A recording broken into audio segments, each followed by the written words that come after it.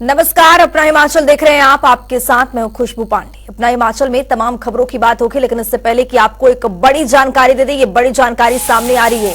पंजाब, हरियाणा और हिमाचल में ईडी की रेड है। 20 से अधिक स्थानों पर सर्च ऑपरेशन जारी है। करोड़ रुपए के गलत तरीके से फर्जी रिफंड का ये पूरा मामला और साल 2015 से 2019 तक के बीच फर्जीवाड़ा किया गया। हिमाचल में 1 दर्जन से ज्यादा के ठिकानों पर यहां पर रेड की गई है। बड़ी और अहम जानकारी आपके सामने, ये बड़ी जानकारी से आपको रूबरू करा रहे। पंजाब, हरियाणा और हिमाचल की में रेड की गई है। 20 से अधिक स्थानों पर यहां पर सर्च ऑपरेशन चल रहा है। करोड़ रुपए के फर्जी रिफंड का ये पूरा मामला है और इसी पूरे मामले में यहां पर ईडी की रेड चल रही है। हिमाचल में 1 दर्जन से ज्यादा ठिकानों पर रेड की गई है। पंजाब, हरियाणा और हिमाचल में ईडी की रेड, 20 से अधिक स्थानों पर यहां पर रेड चल रही है। बड़ी जानकारी, बड़ा अपडेट। साल 2015 से 2019 के बीच यह फर्जीवाड़ा किया गया था। हिमाचल में 1 दर्जन से अधिक जगहों पर रेड चल रही है। एक और बड़ी जानकारी से आपको अपडेट करवाएंगे। ये बड़ी जानकारी मौसम से जुड़ी, ये बड़ी जानकारी आपको दे रहे हैं। हिमाचल में 25 जनवरी से मौसम खराब होने वाला है। 28 को बारिश बर्फबारी का पूर्वानुमान। ऊंचाई वाले क्षेत्रों में बर्फबारी होगी। मौसम के करवट बदलने की पूरी तरह से यहां पर संभावना है। निचले इलाकों में बड़ी ठंड, कोहरा छाया है, जिससे यहां पर ठंड बढ़ गई है। हिमाचल प्रदेश में एक बार फिर से मौसम खराब होने की यहां पर संभावनाएं जताई जा रही है। मौसम विज्ञान केंद्र की ओर से 25 जनवरी से मौसम खराब रहने की अनुमान जताई गई है। 28 को बारिश बर्फबारी का पूर्वानुमान है। तो वहीं आपको बता दें कि ऊंचाई वाले क्षेत्रों में बर्फबारी भी होगी। ये बड़ी और अहम जानकारी से आपको अपडेट करवा रहे। निचले इलाकों में ठंड बढ़ी है, कोहरा भी छाया है। 25 जनवरी से और भी मौसम खराब रहने वाला है। 28 को बारिश बर्फबारी का पूर्वानुमान मौसम विज्ञान केंद्र की ओर से। तो हमारे साथ हमारे सहयोगी धर्मशाला से सौरभ अटवाल जुड़ चुके हैं। सौरभ, यहां पर जो ऊंचाई वाले क्षेत्रों में यहां पर बारिश बर्फबारी का दौर जारी रहेगा, क्या कुछ आप देख पा रहे? मौसम फिलहाल कैसा है? बिल्कुल खुशबू, बताना चाहूंगा कि अगर जिला कांगड़ा की बात की जाए तो जिला कांगड़ा में पिछले कुछ समय से जो है शुष्क मौसम बना हुआ है। बारिश ना होने के कारण जो है मौसम में जो है शुष्क आ गया है और कारण जो है कहीं ना कहीं जो बीमारियां हैं, जिस तरह से अगर खांसी सर्दी जुकाम की बात की जाए तो वो काफी बढ़ गई है। मरीजों की जो संख्या है अस्पतालों में वो कहीं ना कहीं दिन प्रतिदिन बढ़ती जा रही है। इसको लेकर स्वास्थ्य विभाग ने जो है एक अलर्ट जारी किया हुआ है कि सभी लोग जो है इस शुष्क ठंड से जो है कहीं ना कहीं बच के रहे। वहीं अगर खुशबू अभी की अगर मैं चाहूंगा आपके साथ, तो अभी आप देख सकते हैं कि किस तरह से इस वक्त धौलाधार पर्वत श्रृंखला पर जो है कहीं ना कहीं कोहरे की जो चादर जो है वो छाई हुई है। हालांकि हल्की धूप जो है इस वक्त धर्मशाला में खिली हुई है, लेकिन आप सीधी तस्वीरों के माध्यम से देख सकते हैं कि आमतौर पर साफ तौर पे जो नजर आने वाली धौलाधार घाटी है उस पर किस तरह से जो कोहरे की जो चादर है वो अभी बिछी हुई है। हालांकि मौसम विभाग के अनुसार 25 जनवरी के बाद जो है कहीं ना कहीं ये अनुमान लगाया गया है कि 25 जनवरी के बाद जो है हिमाचल प्रदेश में जो है बारिश होने की संभावना जताई जा रही है। अगर ऐसे में 25 जनवरी को अगर बारिश हिमाचल प्रदेश में होती है तो कहीं ना कहीं ये जो कोहरा हिमाचल प्रदेश में पड़ रहा है उससे कहीं ना कहीं जो है लोगों को निजात जरूर मिलेगी। जी खुशबू।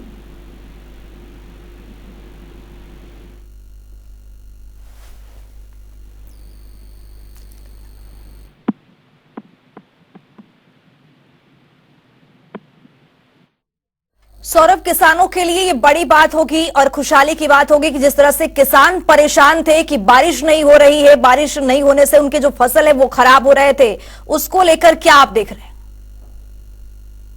चाहूंगा कि अमूमन इस समय में जो है कहीं ना कहीं जो मौसम है वहाँ अच्छी खासी बारिश हो जाती है। जो किसान अब जिस तरह से गेहूं की जो फसल है, धान की जो फसल है माफ कीजिए, वो रोपी जानी है, उसको लेकर जो जमीन में जो है एक नमी बन जाती है और जो फसल है वो कहीं ना कहीं किसान की जो पैदावार है वो अच्छी होती है। लेकिन इस बार की अगर बात की जाए तो इस बार जो है बारिश जो है बिल्कुल ना के बराबर हुई है। खेत जो है बिल्कुल सूखे पड़े हुए हैं। इसी के साथ अगर बात की जाए जिस तरह से मौसमी फलों की बात की जाए तो जिस तरह से नूरपुर क्षेत्र में जो है किन्नू या संतरे की जो फसल होती थी, जिस तरह से घना कोहरा पड़ रहा है, वो फसल भी जो है कहीं ना कहीं अब मुरझाने की कगार पे पहुंच गई है और जो किसान है बारिश ना होने के कारण जो काफी मायूस देखे जा रहे हैं। जी सौरभ, एक सैलानियों के लिए भी बड़ी बात है क्योंकि भारी तादाद में यहाँ पर जो सैलानी है वहां पर पहुंचते हैं हिमाचल प्रदेश में, लेकिन अगर बर्फबारी होती है तो उनके लिए भी खुशी का माहौल होगा।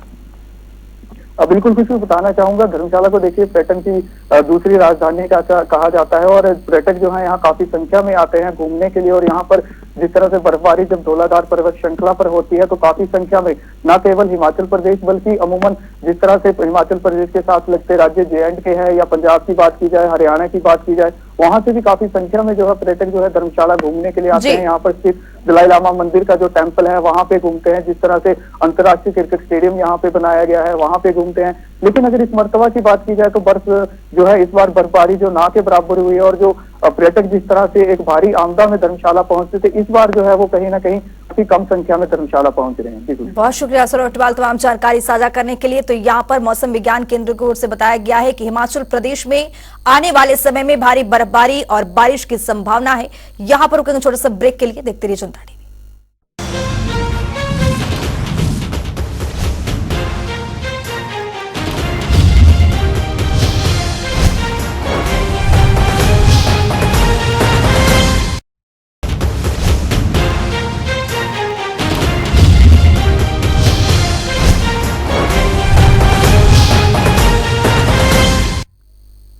ब्रेक के बाद स्वागत है जनता टीवी में। तो चलिए रुक करते हैं, बड़ी जानकारी आ रही है, बड़ा अपडेट आपके सामने। टैक्स यूनियन का सरकार के खिलाफ धरना है, बड़े हुए टैक्स को लेकर यूनियन का विरोध प्रदर्शन है। आपको बता दें कि बड़ी संख्या में ट्रांसपोर्ट डायरेक्टरेट के बाहर यहां पर पहुंच रहे हैं। टैक्स यूनियन के लोगों का यहां पर जोरदार प्रदर्शन देखा गया है। ये बड़ी और अहम जानकारी, तस्वीर भी आपके सामने। टैक्स में 5 से 6 गुना की बढ़ोतरी ये गलत है, उनका ये कहना है। आखिरी बार 2006 में अपडेट किया गया था शेड्यूल, लोगों में कंफ्यूजन के कारण यहां पर प्रोटेस्ट कर रहे हैं। टैक्स यूनियन का ये प्रदर्शन देखा गया है, नाराज चल रहे हैं सरकार के खिलाफ। उन्होंने मोर्चा खोल दिया, यहां पर बढ़े हुए टैक्स को लेकर प्रदर्शन कर रहे हैं। बड़ी संख्या में डायरेक्टरेट के बाहर यहां पर टैक्स यूनियन प्रदर्शन करने के लिए यहां पर पहुंचे हुए हैं।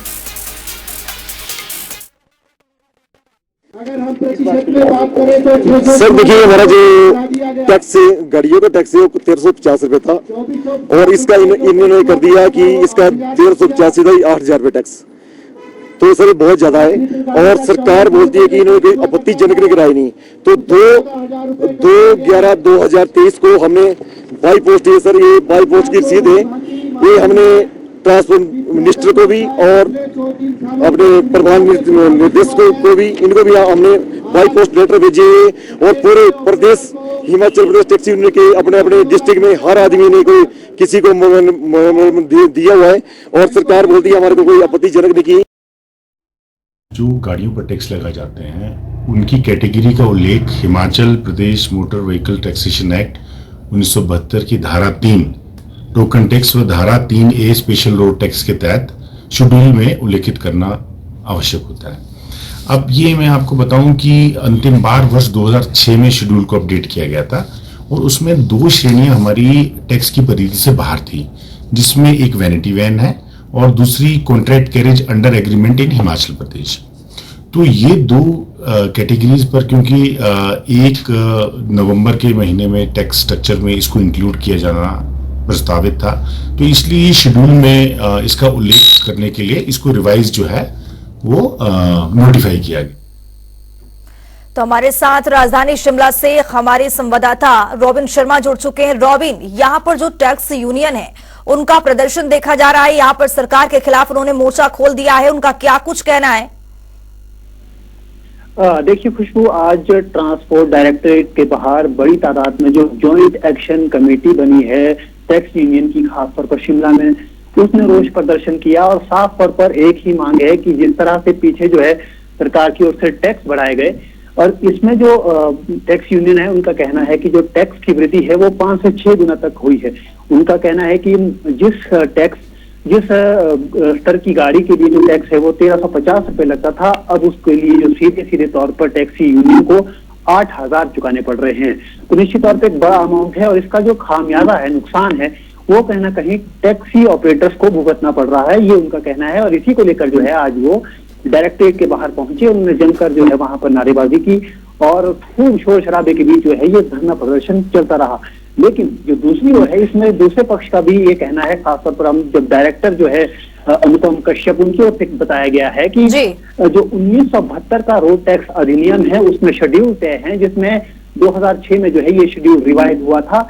इसमें जो ये टैक्सी की जो अलग जो सेगमेंट है ये जो है अपडेट के लिए, यानी कि जो रिवाइज होने के लिए उस समय जो ये सेक्शन है ये छूट गया था, तो इसी को जो है रिवाइज किया गया है 2006 के मुताबिक। तो ऐसे में जो है ये जो पूरा जो टैक्सेशन की जो प्रक्रिया बढ़ी है वो एक प्रक्रिया के तहत बढ़ी है, क्योंकि ये जो टैक्सेशन अधिनियम है इसको समय समय पर रिवाइज किया जाता रहा है और उसी प्रक्रिया के अंतर्गत जो है ये रिवाइज हुआ है। लेकिन टैक्स यूनियन का साफ तौर पर कहना यह है कि बढ़ोतरी जो है टैक्स में, रोड टैक्स में, खासतौर पर स्पेशल रोड टैक्स जो लगाया गया है पहले से लगता आया है, लेकिन जो वृद्धि इसमें जो हुई है वो तकरीबन बहुत ज्यादा हुई है। और खासतौर पर जिस तरह से टैक्स यूनियन का कहना है कि 1350 की जगह जहां 8000 चुकाने पड़ रहे हैं, तो वो एक बड़ी समस्या जो है टैक्सी ऑपरेटर्स के लिए बनती हुई नजर आ रही है। जी खुशबू। बहुत शुक्रिया रोबिन शर्मा तमाम जानकारी साझा करने के लिए। बढ़े हुए टैक्स से यूनियन का विरोध यहाँ पर जारी है और लगातार यहाँ पर टैक्स यूनियन के लोगों का जोरदार प्रदर्शन देखा गया है, सरकार के खिलाफ नारेबाजी कर रहे हैं।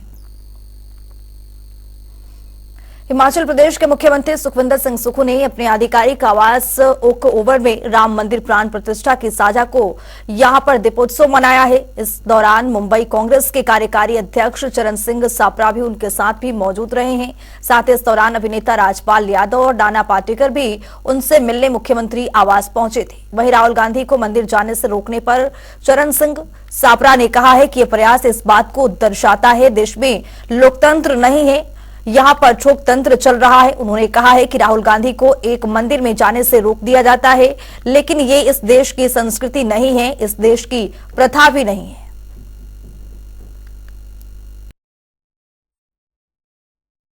सरकारी कार्यक्रम था तो वहाँ जो न्योता जिनको दिया था वो वहां गए हैं और हमने उस भावना को यहाँ अपनाया।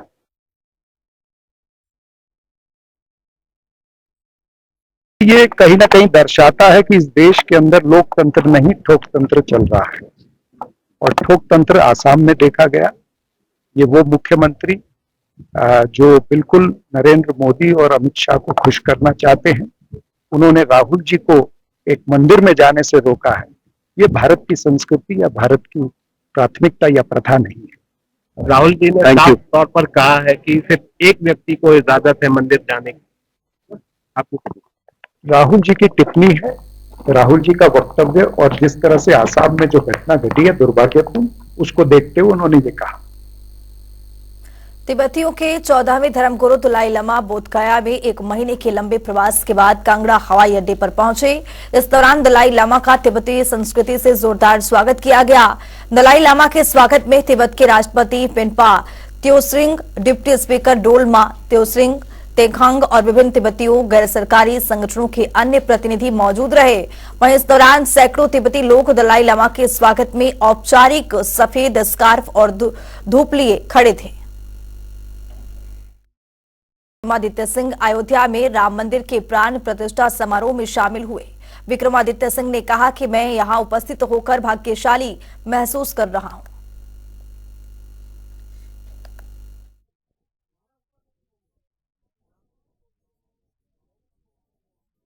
ये हमारा परम सौभाग्य है कि आज इस पवित्र दिन हम अयोध्या नगरी में भगवान श्री राम के घर पर उनका आशीर्वाद लेने के लिए आए हैं। और आज का दिन ऐतिहासिक है पूरे हिंदू वर्ष के लिए, पूरे भारतवर्ष के लिए, पूरे विश्व के लिए, और उसमें हमको यहाँ आने का मौका मिला है। मैं अपने को बहुत ही गौरवान्वित समझ रहा हूँ और यहाँ से खासकर अपने प्रदेश हिमाचल प्रदेश के जो हमारी 70 लाख आवाम है, वहाँ के लोगों के लिए दुआ करता हूँ, प्रार्थना करता हूँ।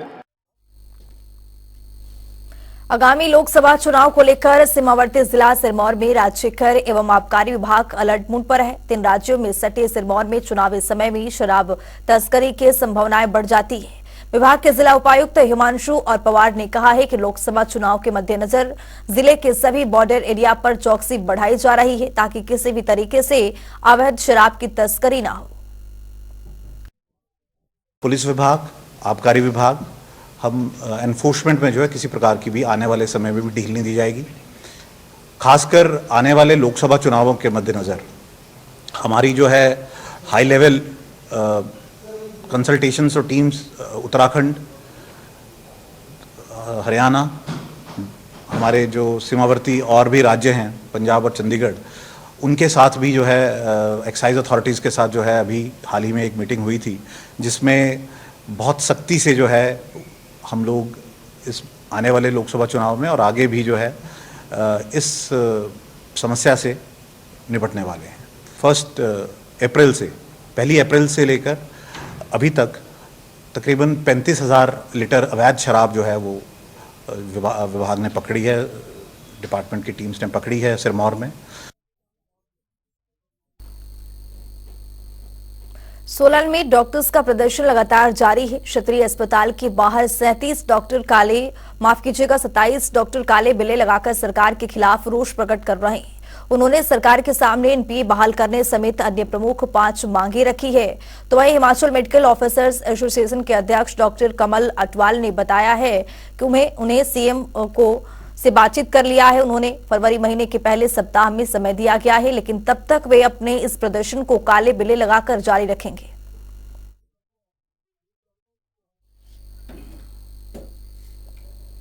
लोकसभा चुनाव के मद्देनजर हमीरपुर में बीजेपी की आईटी और सोशल मीडिया सेल की बैठक का आयोजन किया गया। बैठक में केंद्रीय मंत्री अनुराग ठाकुर ने शिरकत की है। इस अवसर पर बैठक में पहुंचने पर केंद्रीय मंत्री अनुराग ठाकुर का युवा कार्यकर्ताओं ने स्वागत किया है। इस दौरान बैठक में हमीरपुर के 5 मंडलों के आईटी और सोशल मीडिया के पदाधिकारियों ने हिस्सा लिया है। केंद्रीय मंत्री अनुराग ठाकुर ने उपस्थित कार्यकर्ताओं को आगामी लोकसभा चुनाव के तहत सही ढंग से कार्य करने के लिए भी टिप्स दी है।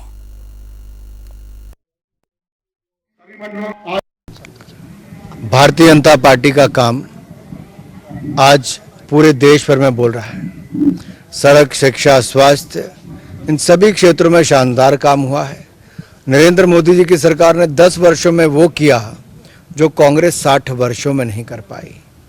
और पार्टी के कार्यकर्ताओं की प्रमुख जिम्मेदारी ये रहती है कि लाभार्थियों तक लाभ पहुंचाए, वंचितों को और लाभ मिल पाए और जो काम हुआ है उसको जन जन तक पहुंचाए।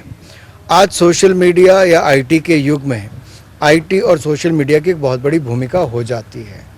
तो यहाँ पर हमारे जो कार्यकर्ता हैं वो आईटी सोशल मीडिया के वो अपनी भूमिका निभाकर जन जन तक मोदी सरकार की उपलब्धियों को पहुंचाएंगे। पटियाला में केबल नेटवर्क विवाद में 2 केबल ऑपरेटर भाइयों पर जानलेवा हमला करने का मामला सामने आया है। दिन दहाड़े कार सवाल बदमाशों ने केबल ऑपरेटर्स भाइयों पर तेज धार हथियार और लाठी डंडों से जानलेवा हमला किया है। हमले की तस्वीर सीसीटीवी में भी कैद हो गई है। सीसीटीवी में करीब 3 बदमाश हमला करते नजर आ रहे हैं। हमले में दोनों केबल ऑपरेटर्स भाई गंभीर रूप से घायल हुए हैं। घायलों की पहचान राकेश और सोनू के तौर पर हुई है। सोनू को हमले में गंभीर चोटें आई हैं, जबकि राकेश को लाठियों से जमकर पीटा गया है। घायल भाइयों ने केबल नेटवर्क को कब्जाने के आरोप भी लगाए हैं।